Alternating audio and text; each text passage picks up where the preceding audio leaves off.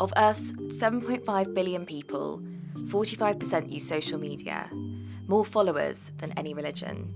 But if all this screen time seems a bit addictive, well, that's because it is. If you want to design an addictive drug, it would have all of the properties of social media. That's Phil Reed. Professor of Psychology at Swansea University.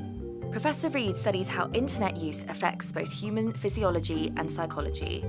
He's found these little devices are having a big impact on users like you and me. Is there a kind of real life comparison of what an Instagram session does to you that might happen in real life? So a surprise birthday party or a car crash, or is it? I would think it's more finding yourself in the middle of the road and a double-decker bus is coming towards you. So, as a self-confessed phone addict, I'm here to find out the impact social media is having on my body and mind. If we look at my screen time, I spent 3 hours, 43 minutes on my phone already today, and it's only just gone lunchtime. Phil has agreed to recreate a study he led in 2017, which tested the physical effects social media had on 144 participants. He's monitoring my heart rate and the electric conductivity of my skin, And that's usually an index of stress or anxiety. while showing me a series of images. Some of these pictures are going to be of social media related things and some of them are not. And we're going to see how much you react. Okay, so you've got the plants coming now and you're... Oh, that was a bit of a peak because I think we put one in of a social media and your heart rate jumped up from about 60 to 72 when that was on.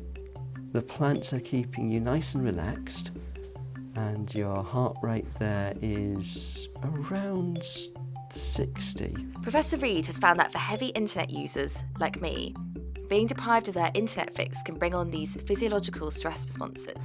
So it's like a withdrawal response. When you go onto the machine, it goes down a little bit, and then when you pull them off again, it shoots up. And that's the same type of pattern as you'd get with a sedative drug.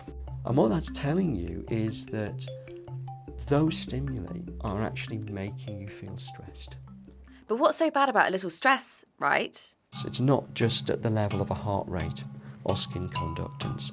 Below that is a surge of cortisol. Cortisol is a stress hormone, which is very useful for us.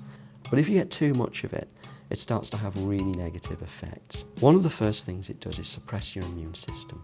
So people who are heavy internet users will find themselves being subject to more colds, more coughs, sneezes, warts, verrucas, anything that is subject to a poor immune function. We're at the start. Cigarettes weren't thought of as problematic until maybe 100 years after they started to be used. We simply don't know the answers to these questions, and clearly much more research needs to be directed.